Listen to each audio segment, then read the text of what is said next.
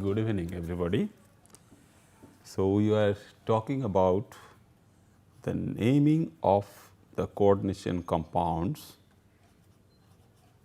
So, how we systematically name one compound to the another, and in this case we basically consider the entire complex within the square bracket. Then we have the metal and the different types of ligands, say L1, L2, L3, etc. And while doing so, we will find that this particular metal center, say if it is iron, we have iron there, and depending upon the nature of the different oxidation states, it can present there as +2 or +3 or +4. So, whenever we name the entire compound, we will also detail the nature of the metal ion, what metal center is present within the complex species and its different oxidation states, as well as the nature of the ligand, starting from the simple salt what we know. After dissolving any metal salt in water, we get the corresponding aqueous compound. So, when we put the aqueous compound with that of the metal ion in one particular oxidation state, we will also explicitly define and state in the complete naming of the compound that whether this particular ligand is present as a neutral species or an ionic one, or sometime as the cationic one.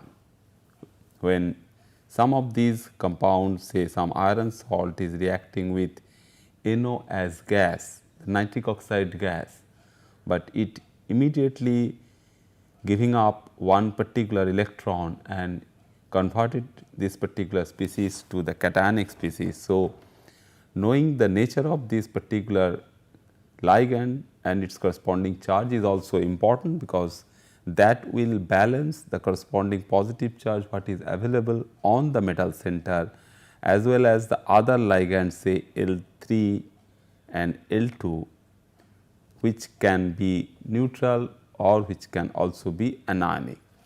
And after that we can have some thing as the anionic charge balancing species, depending upon the overall charge of the complex species.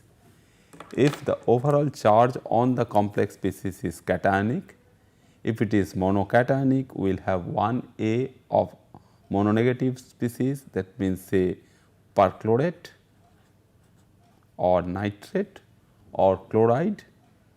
If it is a dicationic complex species, we will have A2 or some dicationic species like sulfate. Similarly, if this particular complex species, this can also be present as an anionic fragment also, and in that case, to balance the charge, we will have some cationic species like A. So, depending upon the charge on the anionic complex part, we will have the corresponding cationic species. It can be very well the same potassium ion or sodium ion or ammonium ion, and the corresponding charge, that means how many potassium or how many sodium or how many ammonium ion would be required to counterbalance the corresponding charge on the anionic complex. So, the second part of this nomenclature part of the complexes, we will see that one particular example we have taken here where the iron center is present, and what we are just discussing, that we have the NO as some species present, and it is a well known compound. From our school days we all use this particular compound as a very good analytical reagent. So, metal complex of iron can serve the purpose of an analytical reagent which can detect very nicely the presence of some other species. That means, this complex can have some characteristic signature which can be changed if it reacts with some other analyte. So, metal complex can react with some other analyte to give some change of the property of the metal complex. That means, some of the part of the metal complex, it can be the metal ion, it can be the other part, that means the ligand. The first ligand is Cn minus, the cyanide ion, or the nitrosyl cation. This NO is present over here as NO plus, as nitrosyl cation. So, the entire compound can react with sulfide ion S2 minus for its detection, and this NO plus is basically reacting with S2 minus, giving rise to the corresponding another anionic species which is NOS. So, how we can name this particular complex, because it has all these things are there, the metal is present, this can be considered as L1 and NO can be considered as L2, and this particular part, the entire part is the anionic part. So, we need the presence of K, that means the potassium, or the cationic part, and this particular cationic part can be counterbalance the corresponding anionic charge on the complex and the number of water molecules as water of crystallizations. So, this particular compound, nicely when we name the compound, we should have some good idea about what type of compound is it. So, we have 4 cyanide ligands. So, all of them are same, and one is NO. So, NO is binding towards the iron center through its nitrogen atom. So, directly you can have this iron nitrogen bond coming from the NO, and we have the 2 Na plus, because the complex species has 2 minus negative charge.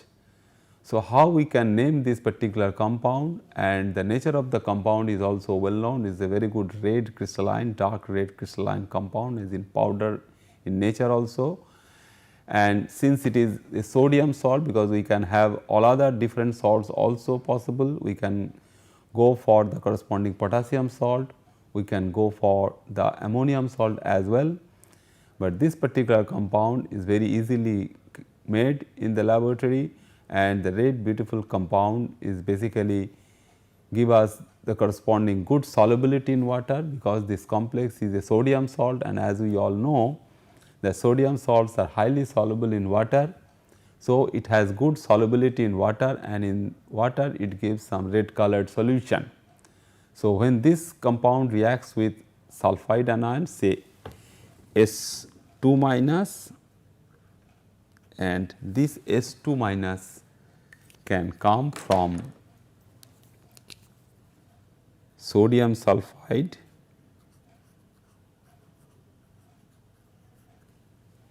and this basically react with the NO plus present in sodium nitroprusside. So, this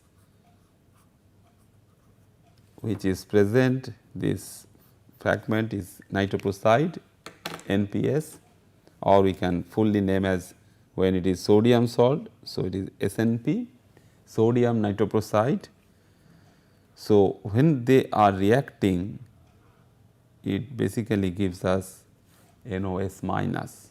So, which is very much similar to some other pseudo halides like azide, which is also having 3 atoms. So, 3 atom anionic species, or thiocyanate anion, or NCO minus anion. So, the characteristic reaction towards the complex formation is well known to us. As we all know, a solution of iron in the ferric state, that the solution of ferric chloride in water immediately reacts with the thiocyanate anion to give red blood coloration. So, it basically gives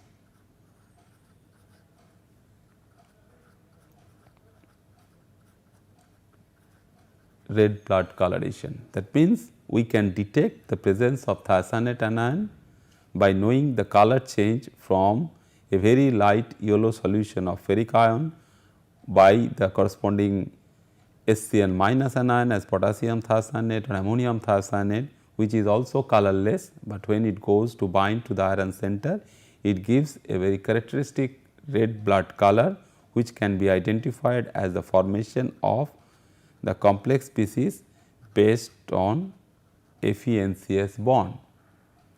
Similarly, here also the in situ generation of NOS minus of sodium nitroprusside, which is still bound to the iron center, gives a corresponding color change. We get a violet coloration from a change of the red color of sodium nitroprusside.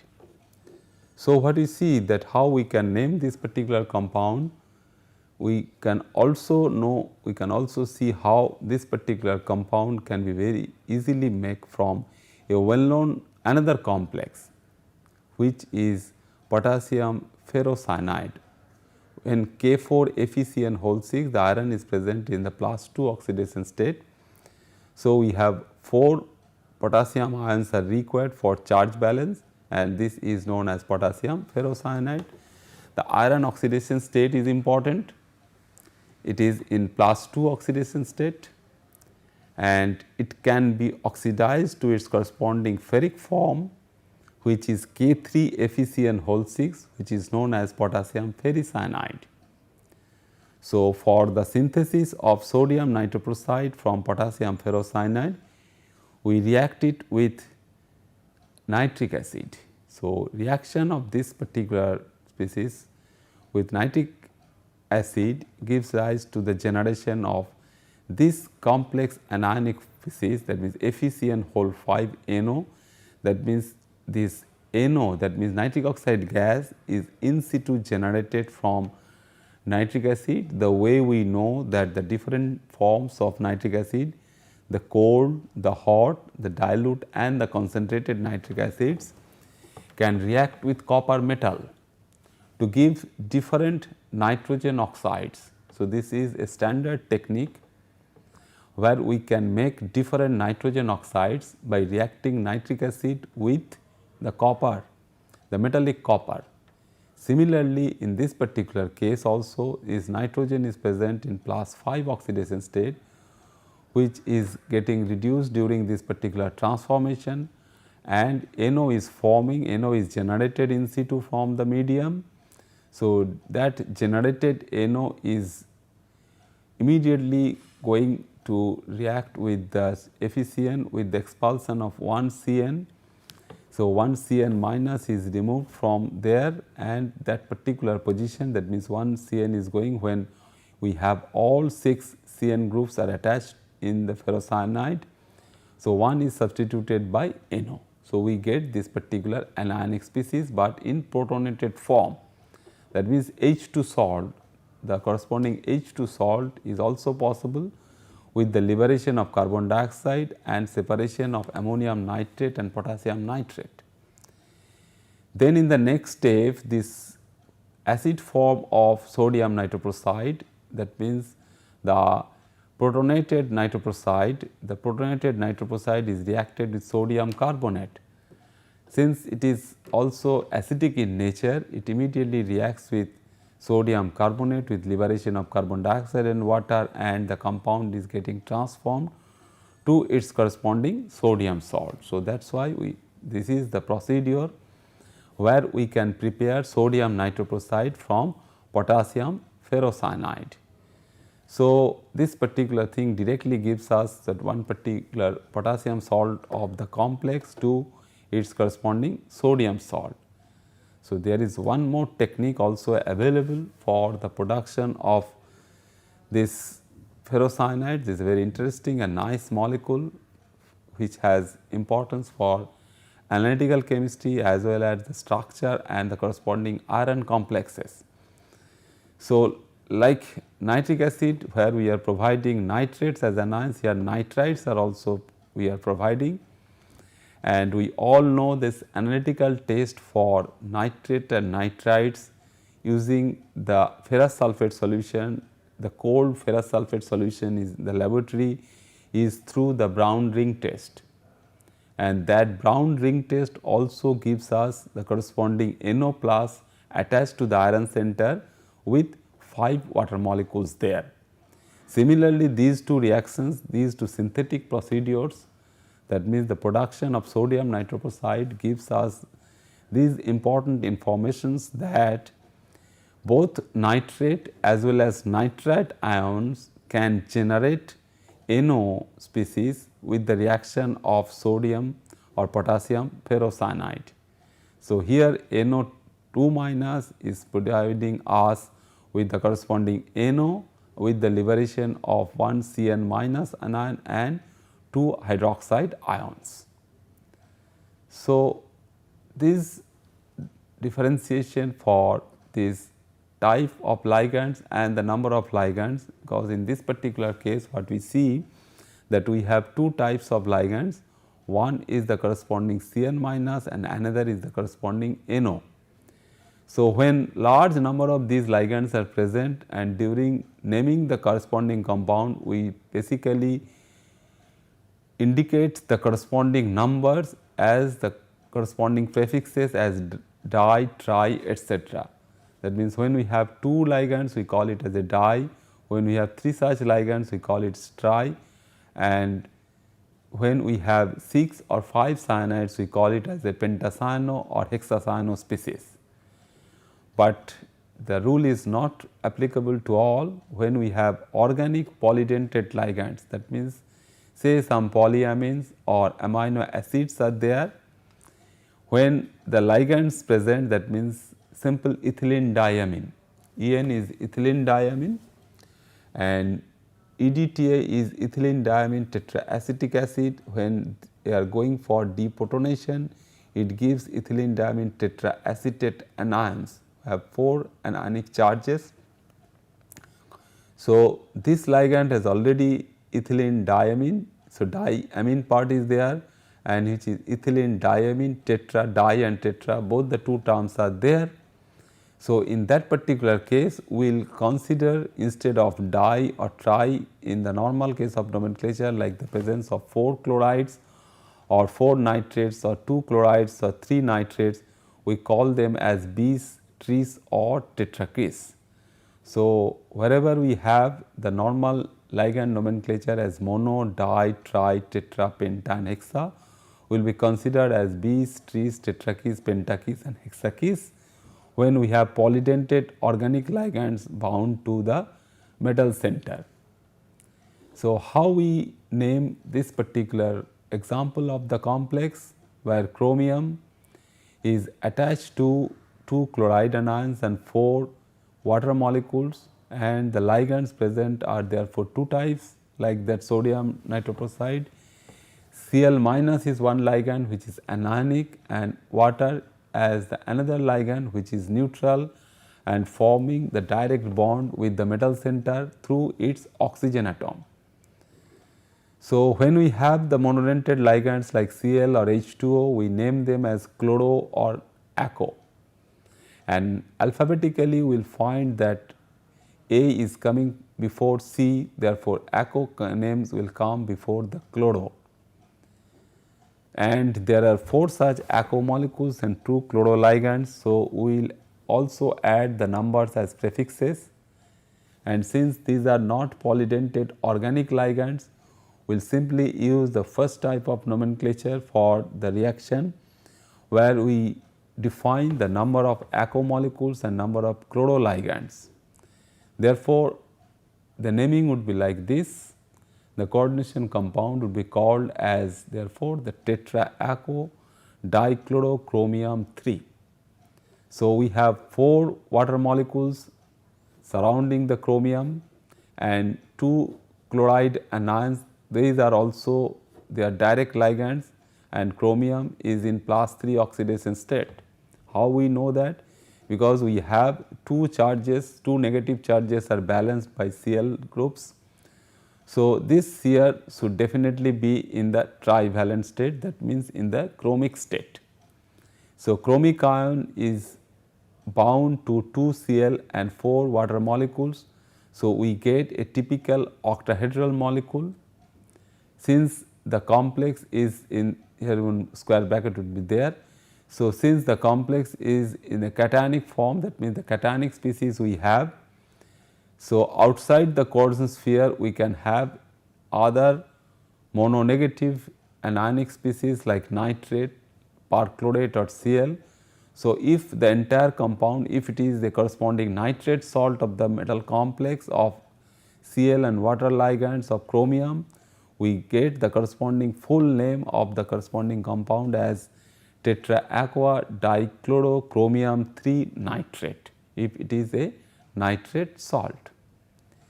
Similarly, we go for the corresponding polydentate ligand, which is COCl2En whole twice. So, in this particular case, what we will see that we are bringing the polydentate ligand in our hand, that means the ethylene diamine, which is NH2 and NH2, and since the compound is cobalt COLCl2 En whole 2. So, we have this ligand, 2 sides these ligands. So, 2 of these bidentate ligands are there. So, if we have again 6 positions, and depending upon the cobalt oxidation state, if it is 3 plus, we can go for the corresponding charge balance by 2 Cl minus. So, overall charge of this complex would be again plus, and 2 of these positions are occupied by Cl, which in most cases can come from the starting metal salt what we are using for the synthesis of the compound, that means cobaltous chloride, that means cobalt 2 chloride with some amount of oxidation by passing air or hydrogen peroxide. So, 2 of these chlorides are still present with the cobalt, and 2 more are occupied by these 2 bidentate ligands of ethylene diamine. So, we get a typical octahedral compound where the cobalt is bound to 6 atoms, 4 of them are coming from the nitrogens of ethylene diamine. So, it is CON4 and 2 of them are Cl2. So, CON4 Cl2. Since the charge is like this, so it can also be a corresponding nitrate salt, which will be outside the coordination sphere, and we have overall charge of this particular big cationic complex species is +1 and this is -1.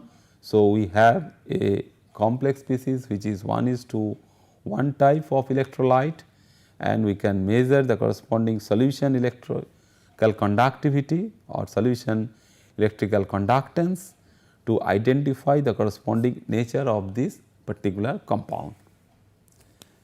So, we have 2 types of these ligands, and metal we all know CO is cobalt.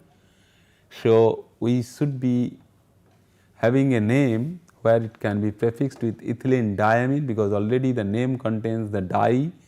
So, we cannot use di as the prefix of ethylene diamine. So, di will be converted to bis, as we have seen just now in the list, that bis will be used in before the corresponding number of ethylene diamines in the bracket.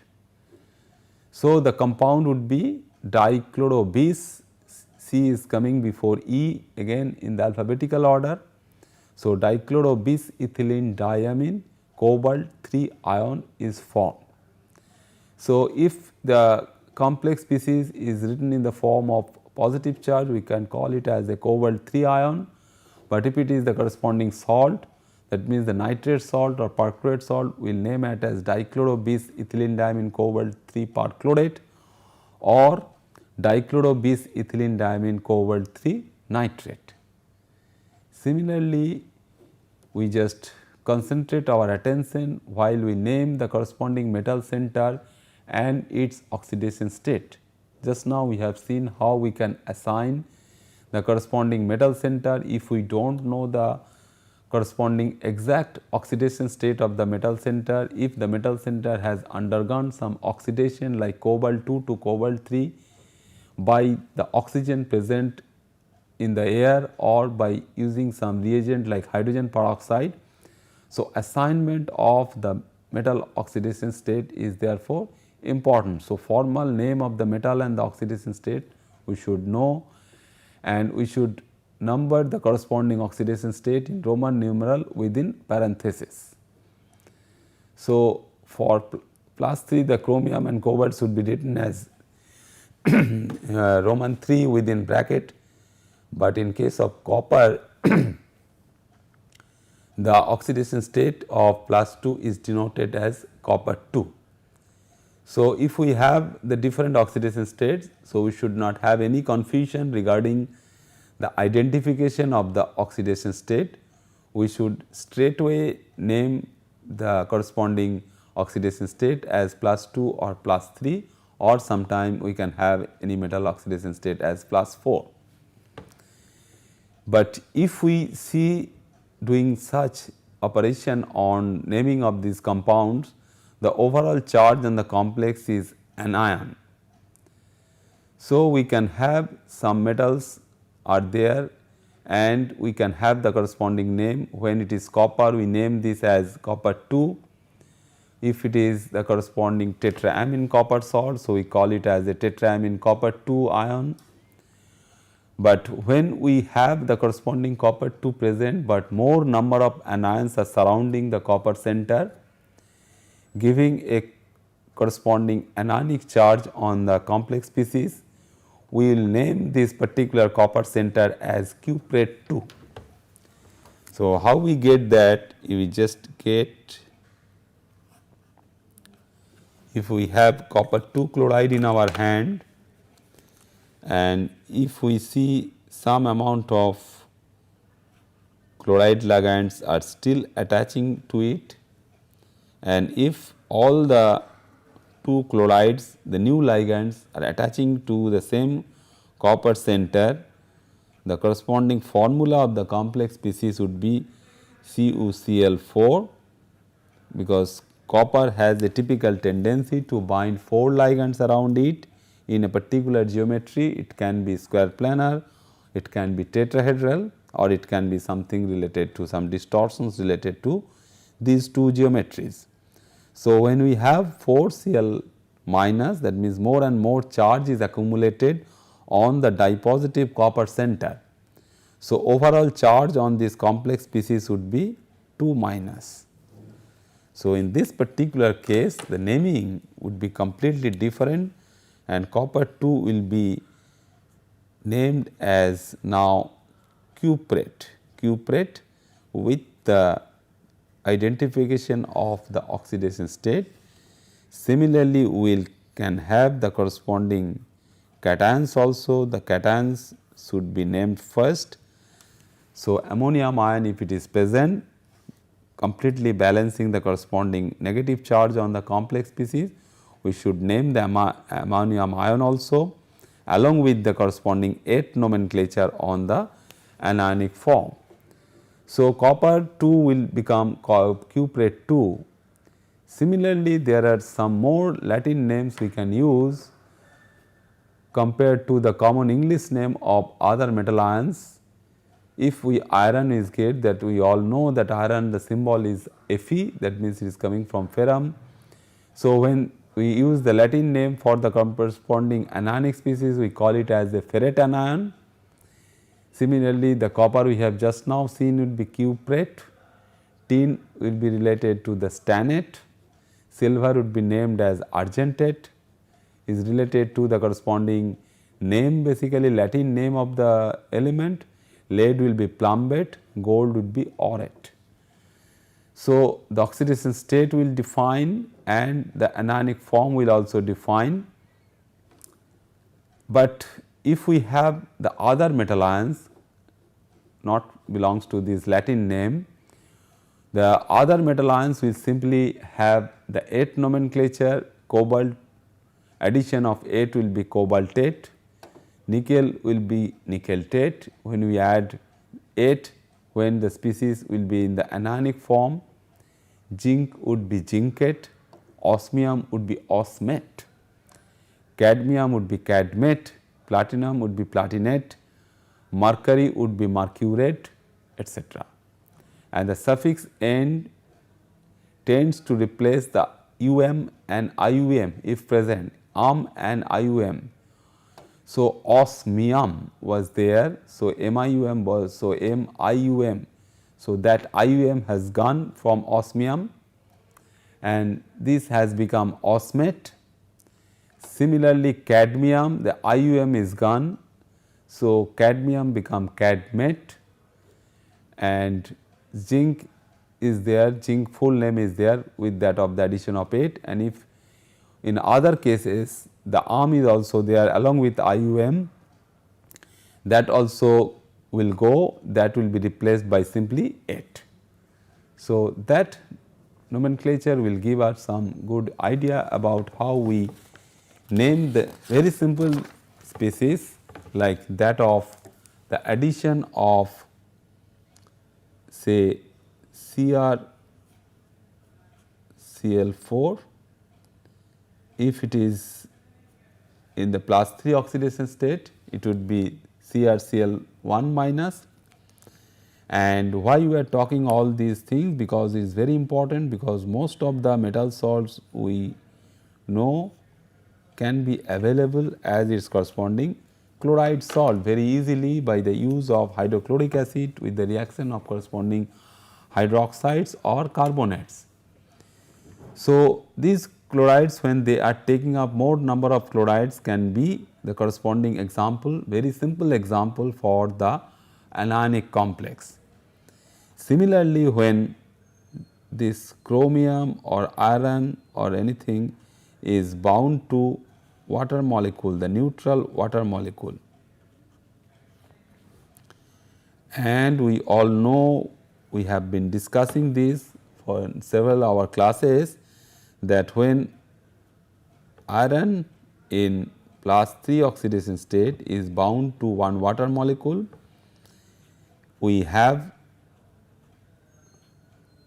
so many of these type of FeO bonds, and the pK of this bonding will change compared to the free water molecule, and we get immediate deprotonation. So, deprotonation will take place,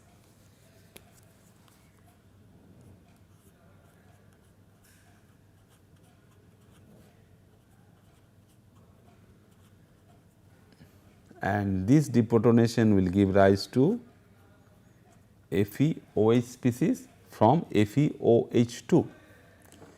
Similarly, if we can see that we have more number of these groups, that means if we just consider 4 such water molecules were there, and we can have 4 different pK values, pK1, pK2, pK3 and pK4, and after all deprotonation it gives rise to some FeOH type of species which will have a negative charge, because this type of species are very useful also, because when they are forming as the mononuclear fragment, it immediately can go for the bridging, because compared to iron, this hydroxide anion has some more potential, which is more effective to bind 2 metal center,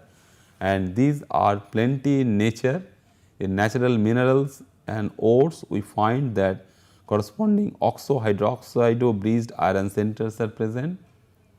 Also in the biological systems, the iron bound by oxo or hydroxo functions are plenty in number. So, if we just see that the same thing is happening over a chromium center. So, when we have chromium bound to 4 hydroxide groups and the complex is thus becoming anion, because this chromium is present in +3 oxidation state. So, we have monodentate ligand. So, we do not have any polydentate organic species present. So, the tetra nomenclature is fine instead of tetrakis, and hydroxo groups are there. So, tetrahydroxo species is forming over there, and this tetrahydroxo species is also possible for any metal center. Therefore, it can be with iron, it can be with cobalt, but it should be known to us that only 4 ligands are present around these 2 chromium center. Otherwise, we will be missing 2 other positions if it is the octahedral one, and if we write this one only, we should consider that 2 other positions, the remaining 2 positions should be occupied by simple water molecules. So, the chromium we have, so already we know the rule that 8 nomenclature will be attached to chromium with the elimination of IUM. So, IUM will not be there and the name would be chromate because the oxidation state is +3. So, we replace the name as 3. So, we have the naming of this compound CrOH whole 4 minus would be tetrahydroxo chromate 3 ion. If it is a corresponding potassium salt, we will call it potassium tetrahydroxo chromate 3. We will have a full stop over here only. If it is a corresponding ammonium salt, we name it as ammonium tetrahydroxo chromate 3. So, the name of the cationic part, though it is not a complex part, it is a simple inorganic part. So, the simple inorganic part should also be named along with the complex part. So, we will see next the most important species what we are discussing, that arrangement of 4 chloride ligands around the copper center. So, when we attach 4 such chloride groups like chromium we have seen also, and in this particular case it is very easy to assume that it has only coordination number of 4. So, coordination number that we will discuss in our next class, that if we have within the complex species only 4 bonds are forming between metal and ligand. So, if we have only 4 Ml bonds between metal M and ligand L, we will consider this as a species where the metal center has a coordination number of 4, and this is the limitation for some metal center, because some metal center can go low coordination number like silver, gold, etc. They can have a coordination number of 2, but in this case its number is restricted to 4.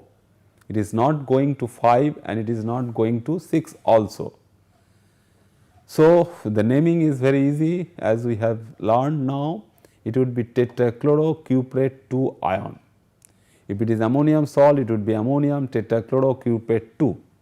So, this ion part will not be there, full stop will be here.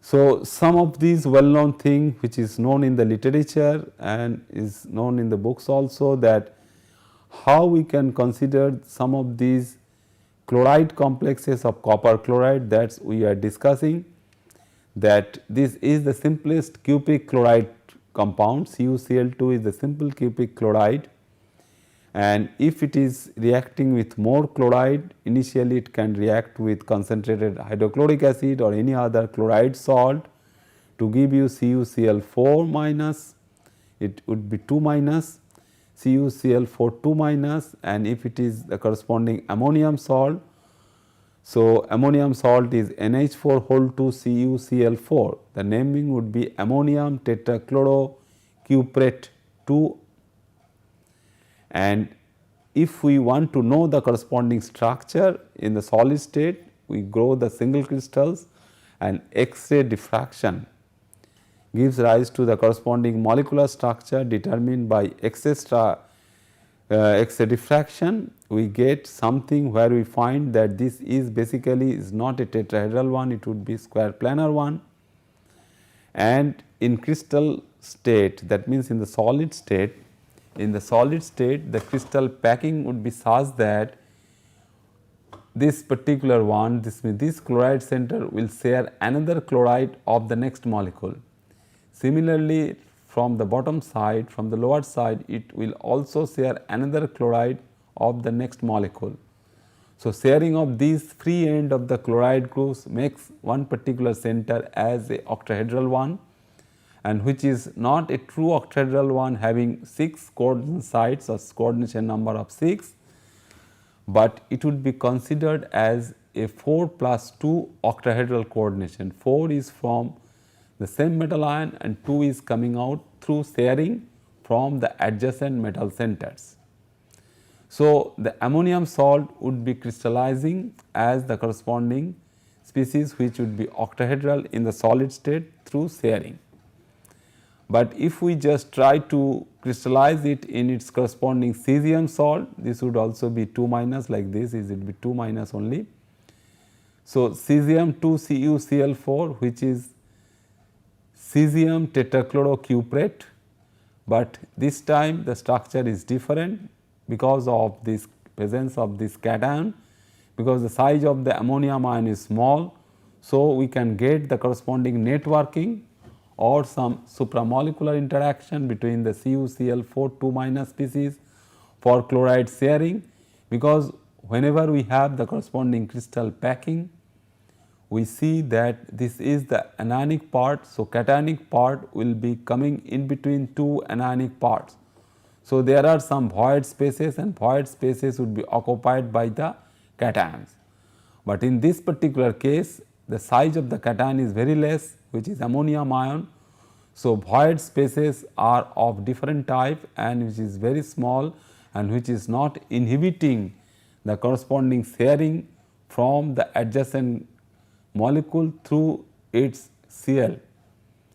So, if we have the cesium which is a bigger cation, individual species will remain as in a flattened tetrahedral structure, and we do not get such sharing of octahedral species.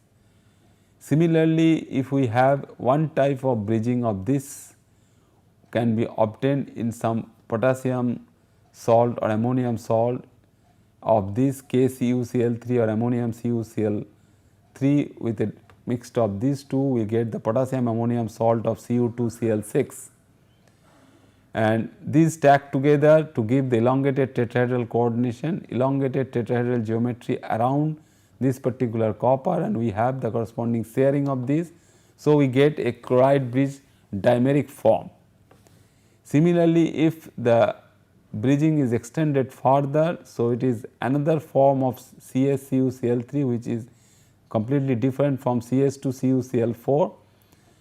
So, this particular chloride, this is in the chain form. So, the chain is continuing in a zigzag fashion, and one chain also coordinates to the copper atoms to the other, giving this also a 4 plus 2 octahedral coordination in the solid state.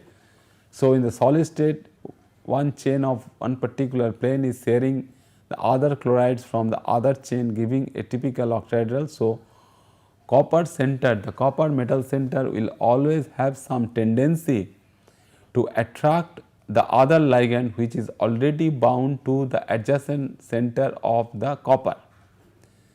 So, here also while we have the corresponding cations present, the name of the cation is coming first, then the anion.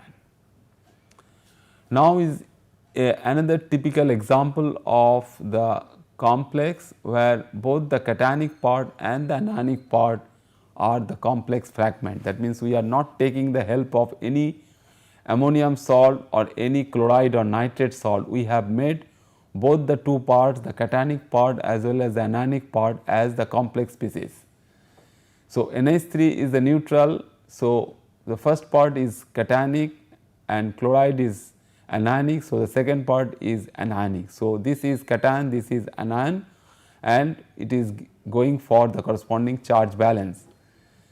So, we will write first the corresponding ammonium complex, the ammonia complex, followed by the corresponding chloride complex, because the chloride complex is correspondingly anionic, and the name would be therefore tetraamine platinum 2, the cationic part, and the anionic part is tetrachloroplatinate 2. So, is the anionic part and the platinate 2 nomenclature is operating over there. So, we get a complex species where both cation and anions are of complex nature.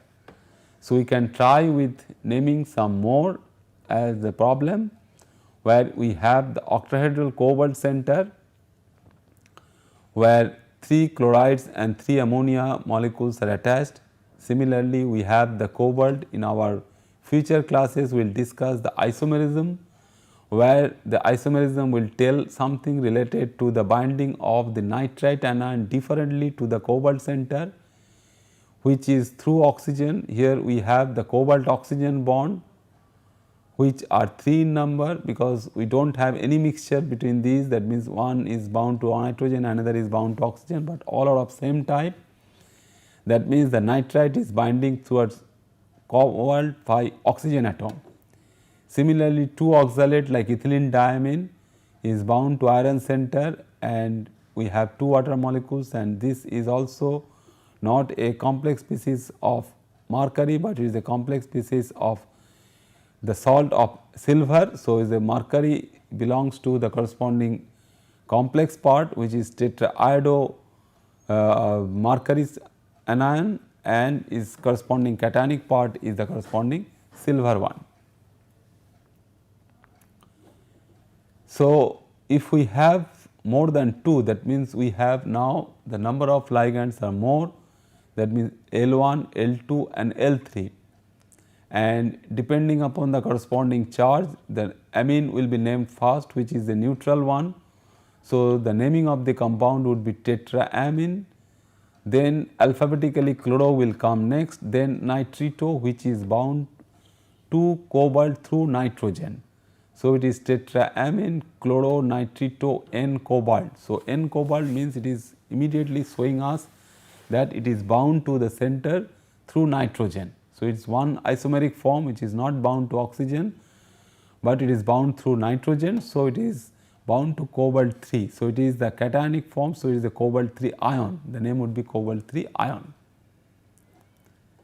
The in this particular case, the other isomer which is binding to oxygen. So, we instead of nitrito N we have nitrito oxygen also. So, the naming would be in that particular case when NO2 is changed to ONO, we will get tetraamine chloronitrito O cobalt 3 ion. Again it would be cobalt 3 ion, but instead of saying nitrito and nitrito distinction, we simply write nitrito N and nitrito O, mentioning that cobalt is bound through oxygen and bound through nitrogen. So, instead of nitro for NO2 and nitrito, these are some older definition that we write. When it is bound to nitro we call it nitro, and when it is bound through oxygen we have the nitrito. So, either we can write in the nitro and nitrito form, or the modern nomenclature we just write as nitrito N and nitrito O bind towards the cobalt center. Now, once we write this particular species as the corresponding compound, the name is in our hand. Now, the reverse one, that when we have the name, one particular compound name is given and you have been asked to write the formula. So, what type of formula you can have? If is a very simple one having 6 ammonia molecules around it. So, how will you write? So, once we decipher, once we know the names from here, which is hexaamine cobalt 3 chloride. Once we know the thing, that means when we write the name over here as hexaamine cobalt 3 chloride, we should be able to write nicely the corresponding formula of the compound. how we write cobalt, its corresponding charge, knowing the corresponding charge on it, and the number of ammonia molecules and number of Cl3, because we have several other isomeric composition where more number of Cl minus will come within the coordination sphere. So, the name will be in our hand and we will write the formula from there. In different order than its name, the chemical symbol of the metal center is written first, the ligands are written next, with anion ligands coming before the neutral ligands. If more than one anion or neutral ligands are present, will be written as alphabetical order according to the first letter in their chemical formula. So, these are the different things that we just consider, that the ligands, the naming of the ligands with anion ligands coming first before the neutral ligands. So, once the name is there, just on the element, the number of atoms is not indicated with a prefix. Since it still has to be written in the formula, it is determined by balancing the overall charge of the compound. That means, how many anions are required for charge neutralization, such as this, which is tetrafluorochromium 6 chloride, it becomes CrF4Cl2. So, we are not writing that it has 2 chloride, its italics form is the chloride. The number of chlorides we do not mention, we just only see the charge on it, the oxidation state of the chromium and how many chlorides are required for charge balance. Then it would be Cl, then it would be Cl2 or Cl3.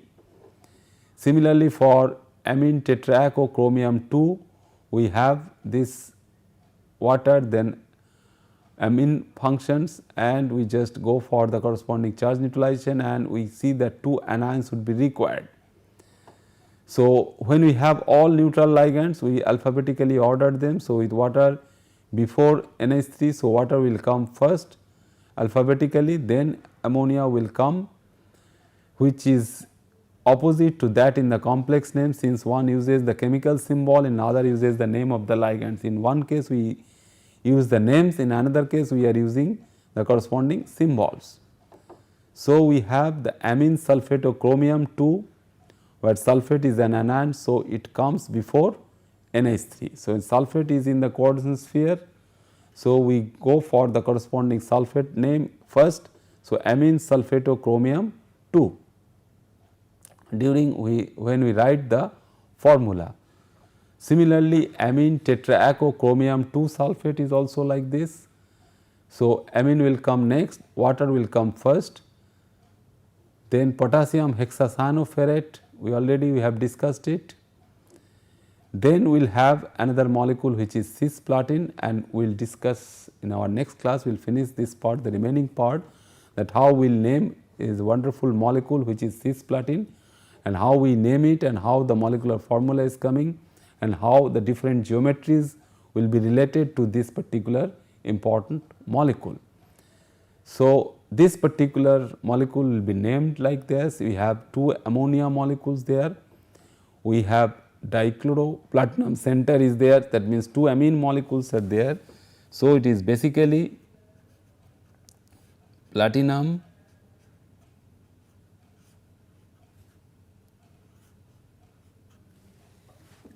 NH32 and Cl2, and now the isomeric form, some name we are writing as cis.